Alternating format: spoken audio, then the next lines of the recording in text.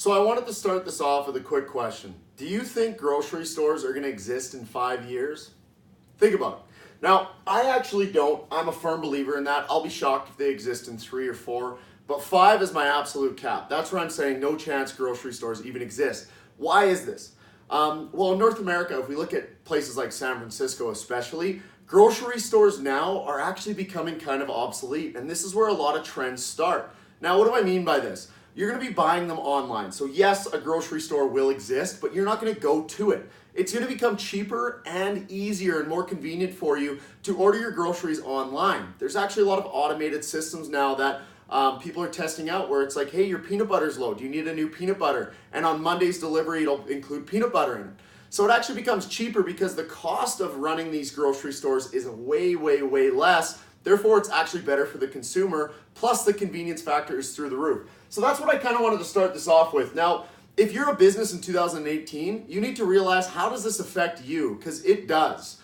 Everything is shifting online. If you're brick and mortar, if you're not brick and mortar, if you're omnichannel, if you're not omnichannel, these are questions that you have to look at and say, am I going to be able to exist in this world? It's not if you want to grow, it's if you want to exist. That's what this kind of conversation is about. So I kind of want to chat to you guys about the 6 kind of steps to becoming omnichannel and being able to survive in 2, 3, 4, 5 years, because the internet changes really, really quickly. 5 years could be a huge estimate. It could actually be closer to a year, right? So let's chat about this. Now, first kind of thing I wanted to mention is, and again, this is 2018 business models, how we need to adapt. What do you have? Do you have step 1, right? Do you have a physical location, right? Now, yes or no?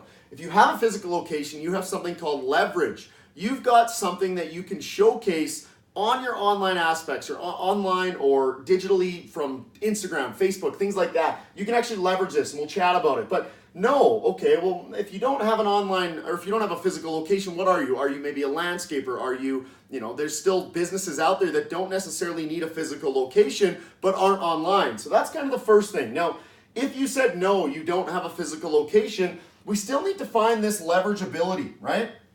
What can I leverage? If you're a landscaper, a perfect example is, do you have a portfolio of your work, right? Do you have photos? Do you have the showcase of your work, right?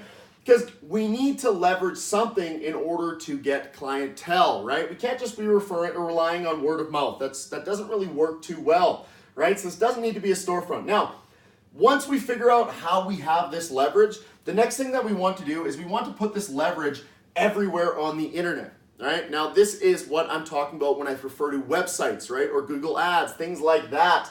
We want to be everywhere. Everyone lives on their cell phones now. Everyone's cell phone can reach you, can find you. We all have access to the internet, right? It's actually crazy. So when you just think about these first 2, I'm talking about, do you have a business and can you be found anywhere in the world, essentially, is what I just asked you. You can literally become everywhere. So yes, you have a website, or no, you don't. Okay, that's kind of where we are at now.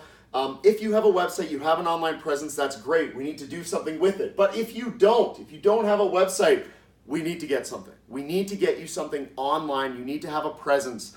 It's amazing. You're only one person, right? Generally speaking, a lot of these people who don't have websites, you're maybe one person. You can't be everywhere. This allows you to be everywhere, to tackle clientele, to only accept bigger jobs, things like that. So we need to get you everywhere. That should be the goal for you guys if you said no to that question, right?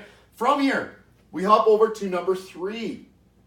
Now, this is the actual crazy part. Can people purchase from you online? Do you have an online store? All right. Now, yes, this might not be applicable if you're a landscaper. It kind of is still. But if you have anything like a brick and mortar store, do you have an online store? Because there's something crazy about this that we're going to chat about. So, yes, you can be purchased online. Great. Ignore this. But no, you can't be purchased online. We need to figure out a way that you can. For example, if you're a landscaper, we need to get you an online aspect, first of all, so that people can contact you. And then we need to get a way that they can actually purchase your services online, so they can book you. They can maybe get a call with you so that you can decide what you're going to do for them.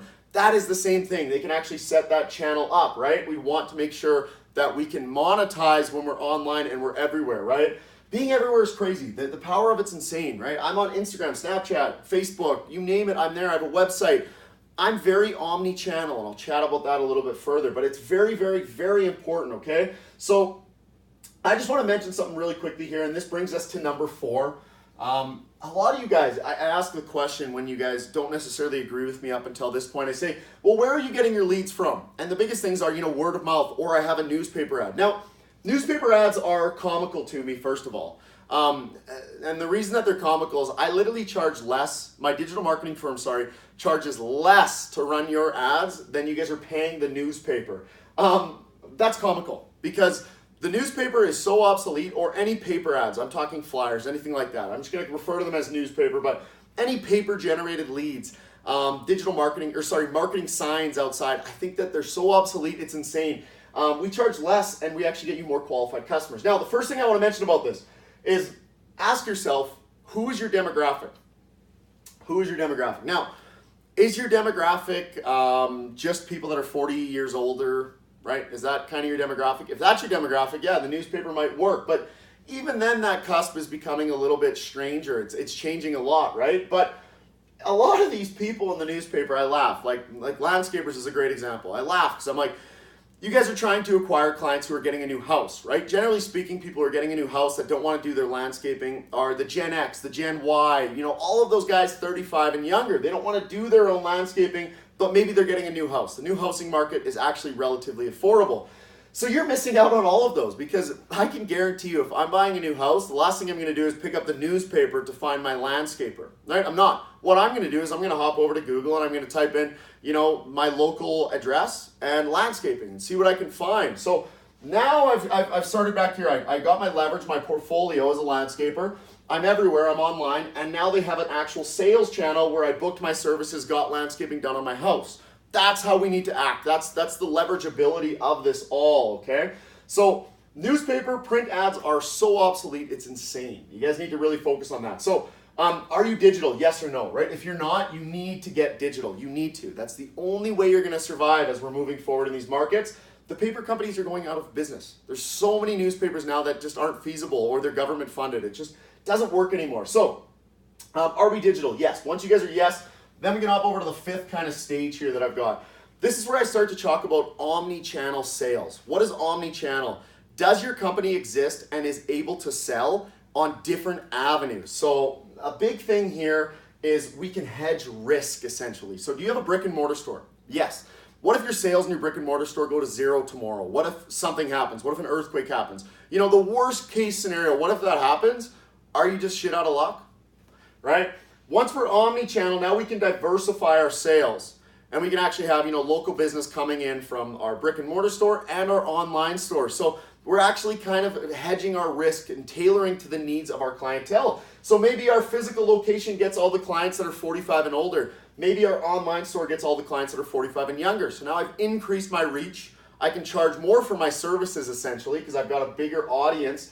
And that's kind of the premise of online channels, or omni-channel. So you need to make sure that you're an omni-channel business. Now, how does this go? Then from 5, this is actually the easiest step, and it's the scariest step for people. We can actually become global omni-channel. So we've got a brick and mortar store locally, let's say. We've got a commerce store locally, let's say. But now, once we have this commerce store, you guys, this is so easy to replicate around the globe, it's insane. So now we were talking about companies that were just selling in one little city, selling to all kind of parts of the world. It's crazy how this works. So this is how the business model in 2018 needs to shift. A lot of you guys aren't adapting and you're going to be left behind. But this screams to me, number 6 screams to me, the most hedged risk possible, because now it's not like I'm getting sales online, I'm getting sales in person. It's, yes, I'm getting both of those, but I'm also getting sales from Canada, from the United States, from Australia, from United Kingdom. So one market can completely crash on me, right? What if there's a big boom and a bust economy? One market can completely crash on me and I'm not making $0, okay? So it's 2018, we need to start to prepare for this now. If you guys don't know what you're doing, reach out to me, okay? We can set something out, we can work together. I kid you not, my services are literally cheaper than a newspaper ad. That is insane. Think about that. Literally cheaper than a newspaper ad, and you're getting more tailored leads. I always laugh at this because people in the newspaper always get calls. Landscapers, this is the best one I get. All my clients are like, I have people ask me if I do this service all the time, and I don't want to do that service, like laying sod. It's not a good profit maker for me, right? Well, when we go online, we're not going to get those people calling you. We're only going to get the clients that you actually want to see your ads, seeing your ads. So it's even more powerful because now we eliminate a lot of the bullshit calls that we get, a lot of the bullshit clients that we get. Maybe they don't have the income that we want, so we're not willing to even work for them anyways. They can't afford our services. We can actually isolate that. So now you're only spending your ads, you're cheaper than this ad budget, you're spending less on ads and only showing it to the most specific people possible. Maybe just this one street or neighborhood because they have the income level that can actually afford your services. So if you have print ads, stop right now, please. Reach out, go to 10xdigitaledge.com. I'll put the link above this video or below this video, depending where you're watching it, and check that out. But let's start a conversation about this. It's 2018, we gotta move forward together. I hope you all have a good day. See you later.